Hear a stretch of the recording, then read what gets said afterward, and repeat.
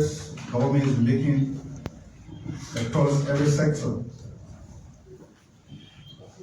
Today we have a distinguished gentleman, Dr. Ibrahim Yan. He's a Liberian academic and Deputy Minister of Foreign Affairs for International Cooperation and Economic Integration. Dr. Yan will speak to us and provide us updates on the just ended 79th section of the United Nations General Assembly, and will also throw light on Liberia's bid for a non-permanent seat at the United Nations Security Council. We want to welcome Liberians following this interaction via the social media, on LMTV and EFBC across the country. Why is it important for Dr. Yan to come here to speak? There are a couple of our media friends who are giving the country a hard time. Wake up in the morning,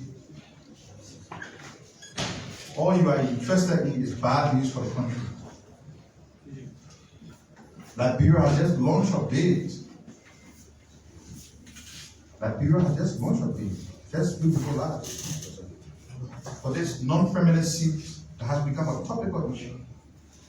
We want to put, when I say we, the government wants to put Liberia back on the high table among the Community of Nations. And when these efforts are being made, there are people in the media who are bent on, I want to refer to them as disciples of bad news. Everything they want to publish about this country under the dynamic leadership of President WATCH is bad news. So that again is here. Some of you might have heard in the media, oh, Liberia had lost the bid, Liberia was defeated the election. I'm not going with the authority to speak to that. Dr. Yan will provide an update. We are also joined by Mr. Robert Ernest D.W. Wilson. He's the Deputy Director for Operations at the General Services Agency. There are issues that involved lately the purchase of a vehicle exceeding the stipulated cost by the government of Liberia. Mr. Robert Wilson is here to give you an update on the status of that vehicle as far as the President's mandate is concerned. We'll take Dr. Yan first. He will be followed by Mr. Wilson from the General Services Agency. But before that, let me now stand on existing protocols to make the following remarks on behalf of the government of Liberia. As you may all be aware, the President, His Excellency Joseph Liman Boyka, is in Rome, Italy, where he's attending the 4th edition of the World Food Forum. The forum, which is being organized by the United Nations Food and Agriculture Organization, is being held on the theme, Good Food for All, for today and tomorrow. In his speech yesterday, President Boyka called for bold actions, which he said are required if the world must transform food systems to feed everyone. The President called for global support to local food systems. He called for the promotion of climate resilience and advancement of climate-smart agricultural practices. He also called for strengthening of social safety nets program that will provide direct support to people around the world who are at risk of food insecurity. At the event, the President was also received in audience yesterday by the FAO Director General, who reaffirmed the organization's commitment to Liberia's arrest agenda and the National Agricultural Development Plan, the NAPD. Also, over the weekend, President Bouaka broke grounds for the construction of Liberia's first ever utility-scale solar farm. The 20 megawatts solar farm is being constructed at the McCovey hydropower plant facility. The project is a major boost to our nation's effort to expand access to electric power and enable our nations to combat seasonal power shortages. When completed in August of next year, the plant will increase McCovey's capacity to about 108 megawatts and will go a long way in ensuring that our people and businesses have stable and predictable access to electric power. When the President broke ground for this project last Friday, he indicated that his administration attaches the highest level of priority to the supply of adequate, reliable, and affordable energy. And without such energy, his arrest agenda will face major challenges affecting everything from agricultural productivity to the functioning of schools and hospitals. The project, it is important to note, is part of the World Bank's Regional Emergency Solar Power Intervention Project. We are told that the cost of the project is estimated at 96 million financing and is intended for Liberia to develop the solar plant and expand the McCovey hydro plant capacity. The solar plant project is expected to be completed and switched on by August of next year. We look forward to that tremendous breakthrough to the electricity sector.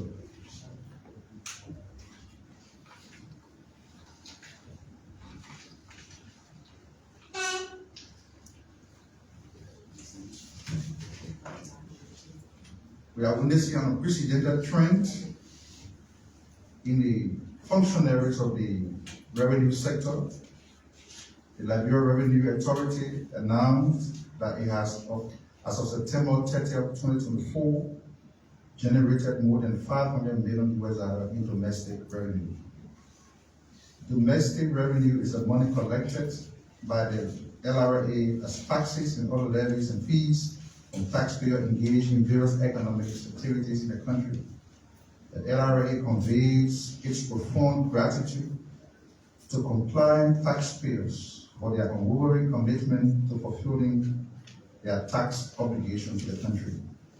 This commitment, the LRA says, is playing an important role in advancing Liberia's revenue generation efforts. Only Liberians can develop Liberia, and the taxes we pay to the government is what the government uses to promote development across the country. As of September 30th, 2024, the LRA has collected $513.8 million. The amount represents 74% out of the total domestic revenue envelope of $694 million. The $513.8 million collected up to September 30th represents 12% increase in domestic revenue compared to the same period last year.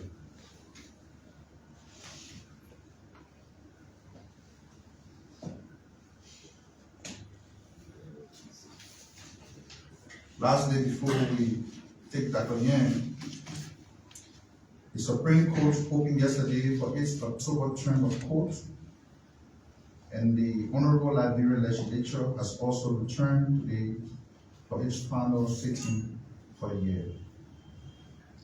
Our form of government comprises three separate and coordinate branches, and the three branches are in official business as of today. We note a series of comments from the Honorable Chief Justice urging the Executive to prioritize access to justice by increasing budgetary allocations to the judiciary. We have heard the Chief Justice's message, and the government's appropriate authority will act in the upcoming fiscal year as the President has committed to doing so. The rule of law and access to justice are an important pillar of the arrest agenda. And as government, we remain committed to the judiciary in all branches of government equally. We also want to welcome back the honorable legislators to their final sitting for the year and thank the honorable Speaker of the House of Representatives, J. Funati Kofa. His positive comments in helping us allay the propaganda against the President's travel abroad. The speaker noted recently that a developing nation like Liberia needs a leader as a chief spokesperson to get out there to find support that the country sorely needs. This is exactly what President WATCH is doing. And we thank Speaker Kofa for crossing the party lines and giving the support to the President's initiative on the international scene.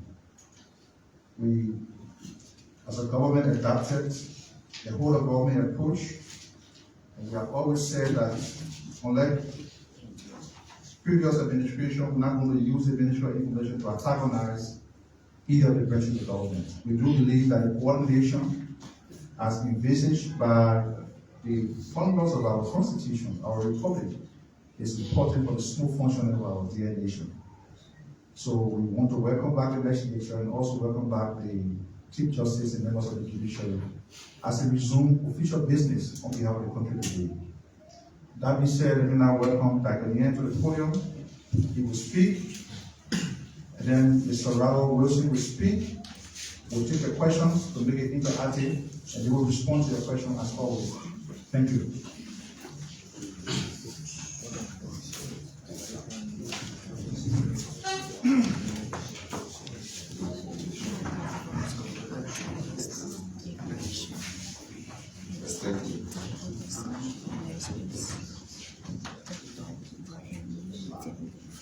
Ladies and gentlemen of the press, the general public,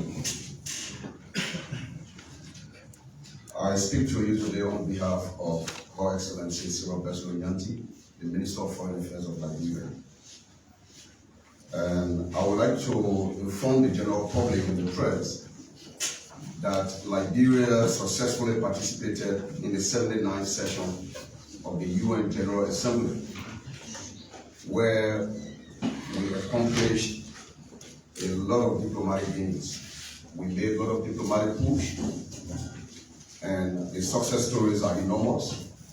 Thanks to His Excellency President Joseph Numa Boakai for providing the direction and giving us the mandate to articulate and execute Liberia's foreign policy, which Minister Beslo Nyanti is definitely implementing. At the UN General Assembly, we participated in a general debate as a country, and the President delivered his speech at the General Assembly focusing on the need for world peace, security, and justice. And he particularly emphasized the need for peace in the Sahel region of West Africa, or countries in Africa generally that have been destabilized by armed conflict, and called on the United Nations and all member states to support peace efforts in those countries. You are quite aware that the Sahel region of West Africa, Mali, Burkina Faso, Niger, are dogged by challenges of insecurity, terrorism, and armed conflict. And this is even more undermined by the natural consequences of climate change and other environmental disasters that are leading to mass migration of people, civilians from these territories to the southern part of West Africa.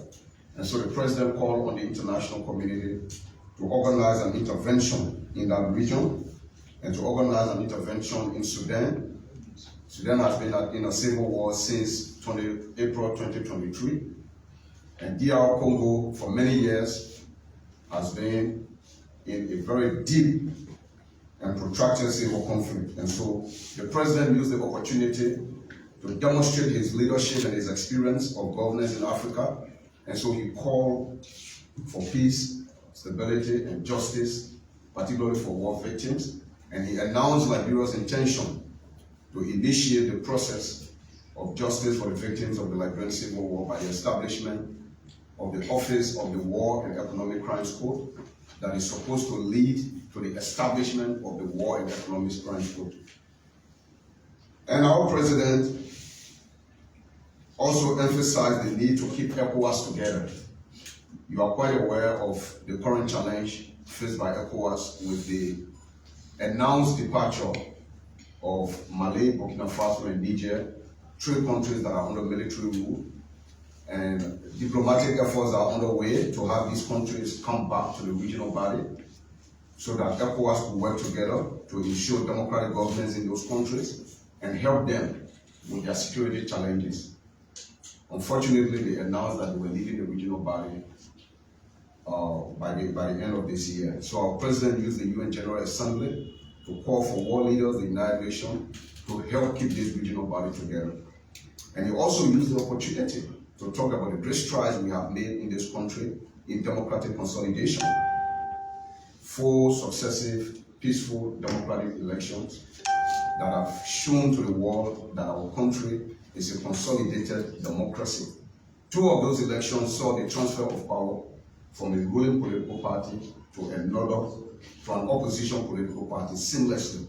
So that is a remarkable achievement of a post-conflict country. And so the president informed the world of our position today as a progressive, peaceful, and democratic nation.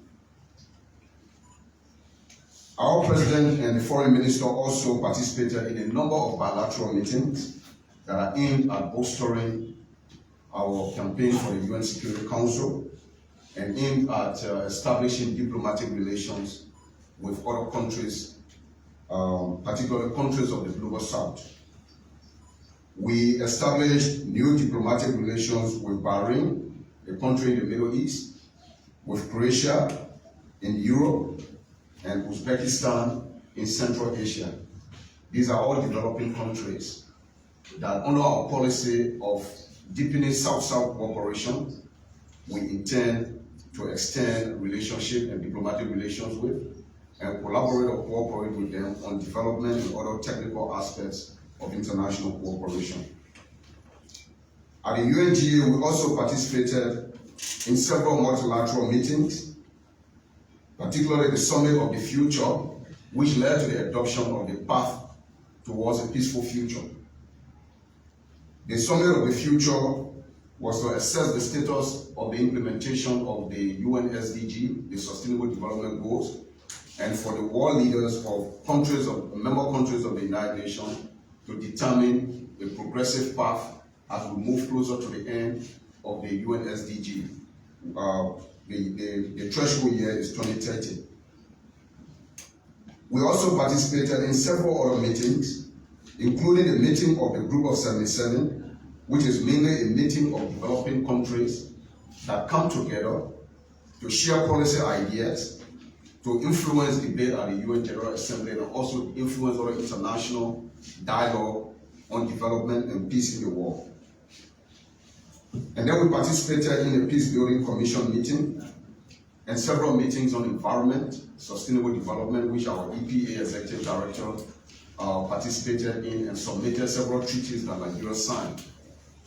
The meeting of the Peace Building Commission was very useful to Liberia. We are a member, a client country of the Peace Building Commission, which means we receive support for peace building initiatives, particularly in the area of transitional justice, reconciliation, and now as we move towards the establishment of the War and Economic Crimes Court, we think we need the Peace Building Commission support more to guide this process. In August, the Liberia configuration of the Peace Building Commission met, where we presented our agenda for our new program for women and youth in peace and security. We use this meeting as well, the Peace Building Commission meeting, to articulate this position more, that we want to focus more on youth and women, peace and security, particularly as we are currently facing this drug epidemic that is facing our young people and numerous cases of sexual and gender-based violence against women. So the focus of President WATCH is now to ensure that young people have the opportunities to develop in a free, progressive environment where they can achieve their full potential, and women have the opportunity, equal opportunity as men. And so we are seeking the support of the Peace Building Commission to implement this agenda of women and youth peace and security, and our program in the establishment of the War and Economic Crimes Code. Now, I would like to inform you, on behalf of the Minister of Foreign Affairs, that our campaign for a seat on the UN Security Council is well on course, and our path to victory is inexorable. We are winning the seat, and our Minister of Foreign Affairs is working towards that. The election hasn't been held. The election will be held in June 2025. Liberia did not participate in any election for the Security Council this year. The election for the Security Council this year was held in June 2024. 5 new countries were elected. 1 for Africa, and that's Somalia, for the seat that Mozambique will be leaving the seat by the end of this year. And so Somalia will replace Mozambique. We have secured commitments from many countries, and our candidacy has been endorsed by our competent regional bodies, the African Union, ECOWAS. They both endorsed our candidacy this year. Yet, we are not resting on those laurels. We are vigorously campaigning because we have to win a 2/3 majority to be elected to the UN Security Council. 193 member countries will be voting, and we must secure the votes of 128 or 129. And so we are not resting because we have received endorsement from ECOWAS and the African Union, or because we have received commitments from several countries across the world. We are campaigning. On September 27, we officially launched our campaign at the headquarters of the UN, where we take advantage of the opportunity provided by the General Assembly, which normally will bring together all member states of the United Nations. So we took advantage of this global gathering to present our candidacy to all member states of the UN. Several heads of states and permanent representatives of their governments attended the launch of our campaign. His Excellency President Joseph WATCH used the opportunity to call on governments around the world to support our candidacy and inform them that we intend to use our experience in post-conflict peace building to influence decisions of the UN Security Council. So, moving forward, why we want to win this seat? We hope to use the Security Council to ensure that Liberia participates and influences the most consequential global conversations on world peace, security, climate change, justice, and sustainable development. This is the most powerful platform and most powerful body of the United Nations. If you win a seat and become a member of the Security Council that has only 15 members at a time, 5 permanent, 10 rotating. If you win a seat on this body, it's a demonstration of significant and competent leadership of the country. And so we are committed to winning this seat. And again, let me emphasize that our path to victory is inexorable and somewhat inassailable. So this is why we are campaigning on this mantra that says towards a just and peaceful world. A seat on the UN Security Council will enhance our visibility on the international stage and position us as a strategic country that other countries may want to engage with or to do business with. It will also send a clear message that we are no longer a pariah and conflict-affected country. That was 20 years ago. The international media classified our country as a pariah nation. Justifiably so. We were a field, according to the description, collapsed and dysfunctional state. But at this stage, after 20 years of progressive peace building and democratic consolidation, we want to send a new message. And that message is that Liberia is a peaceful, progressive, and democratic state with the experience and capability to contribute to world peace and prosperity. This is the new character that we are presenting to the world, and President Joseph Boakai is committed to sustaining this. He has mandated the Minister of Foreign Affairs, Madam Sarah Beslo-Nyanti, to ensure that we achieve this. And our team is committed. The Minister is currently in DRC, negotiating with the Democratic Republic of Congo because they are also contesting. We will be competing for 2 seats. 2 seats will be available for Africa in 2025. Liberia and DRC are going for that seat.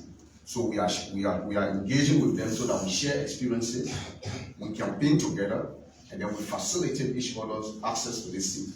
So she is currently in DR Congo, and then she's doing a lot of short-term diplomacy. She's not resting on this. So we intend to use this opportunity to rebrand the country's image in a positive light. And until we reposition ourselves as a respectable member of the international community and as a credible partner to other countries, we are not resting. We are winning the seat in June 2025 for the period January 2026 to December 2027 for a 2-year term. We therefore call on all Liberians from all political shades, ideological direction, to join the support. It is a national campaign. It is not a partisan campaign. Madam Beslo is not campaigning for herself. She's campaigning for Liberia. President Boakai didn't call on world leaders to support Liberia's seat to the UN Security Council. He didn't say send me to the UN Security Council. He called on world leaders to support Liberia to the UN Security Council. And so we call on all Liberians. This is why we invited Liberians from different political parties to attend the launch of the campaign. And we receive very great messages of endorsement to this campaign. So again, the call is out there, members of the civil society, political parties, whenever you meet other citizens from other countries, talk about this campaign. Members of the cabinet traveling to meetings, we gave them campaign materials that talk about Liberia's intention to win the seat and our objective, what we intend to accomplish when we sit on this seat, how we intend to contribute to world peace and security. So this is a national call to action. Thank you very much.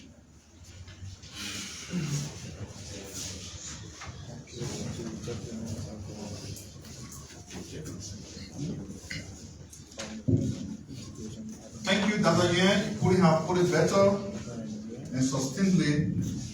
So you heard from the horse's mouth, Liberia's campaign for the non-permanent seat at the UN Security Council is on an irreversible course. That being said, let me now invite Mr. Robert Wilson, the Deputy Director for Operations of the General Services Agency.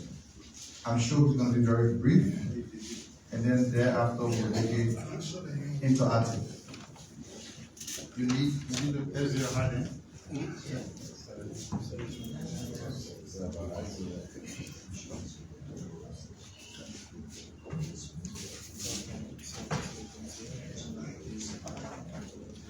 Good afternoon to the press and all those watching by the internet and video and all around the world.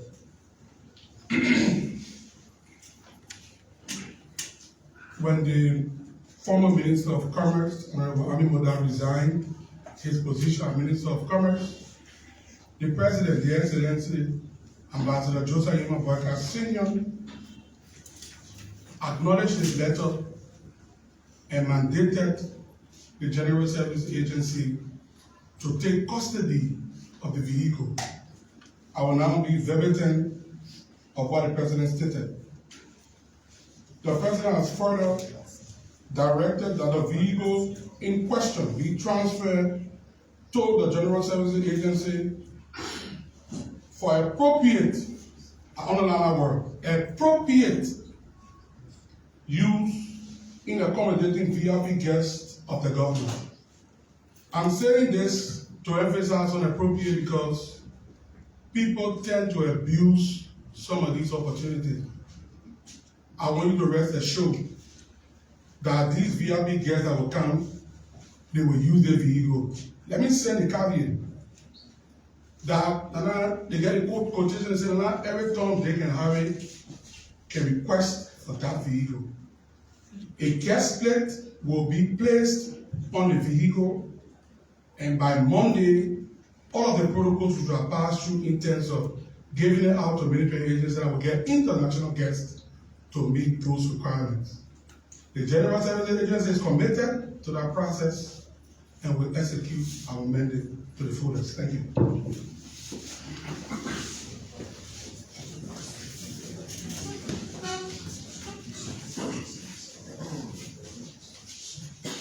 So you heard from the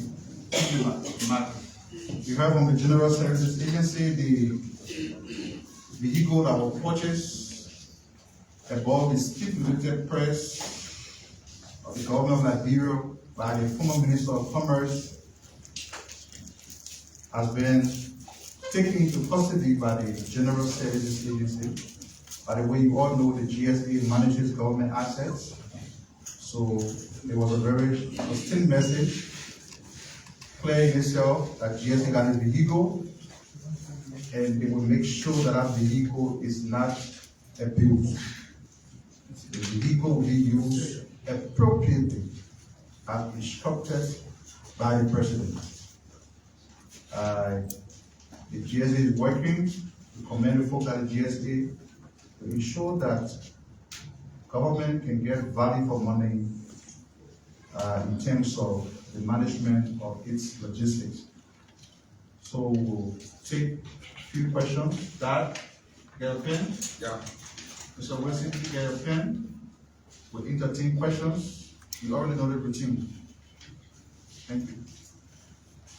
So please introduce yourself and the institution you report for. Thank you. My name is Augustine Sai, and I report for ELBC. What I'm concerned as it relates to the former Commerce Minister of Vehicle that is being packed and instructed that it be used for VIP purpose or purposes. Honorable Minister, it's often said that sometimes most of the things you listen to. Question going to Mr. Wilson or Mr. Wilson, Larry Wilson. Most often you listen to people, they say, oh, they think they put something like them on top. And that vehicle is not a vehicle that you just easily see within street corners. So would there be an occasion wherein that deliver vehicle, when you have done with all of the processing, would there be a time where you call the media in this place and say this is the vehicle that was seized from the former Commerce Minister and it has been registered and VIP plates now placed on it so that the Liberian people will know that it is.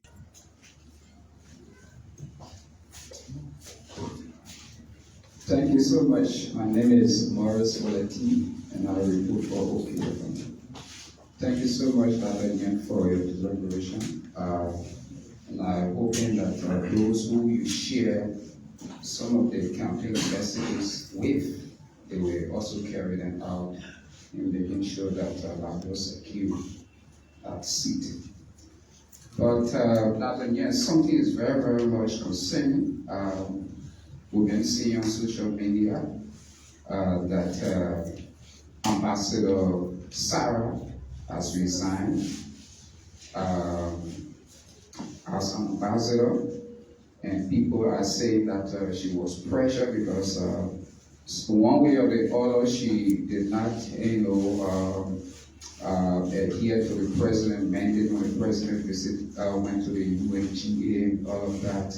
Can you respond to that? And also, there are concerns that the government, particularly the Ministry of Foreign Affairs, is thinking about replacing other ambassadors in other countries. Can you speak to those? Thank you. Thank you so much, MICAT, for the press conference. My name is Strupon from my report for Spoon Network. to Mr. Wilson. There are reports that the vehicle in question is customized. That's one. And number two, some people are concerned if Mr. Hamilton's fingerprint is on the vehicle. I don't know how you return it to the factory and do all of that, but though you said there are processes to that, you can just explain that for us. And currently, where is the vehicle? To Dr. Yan, before this bill, Liberia, the Ministry of Foreign Affairs wrote several individuals in the country. And the former President George Manuel was one of those people who should have gone to do 3 million vehicles to endorse Nigeria. But he did not do it. He did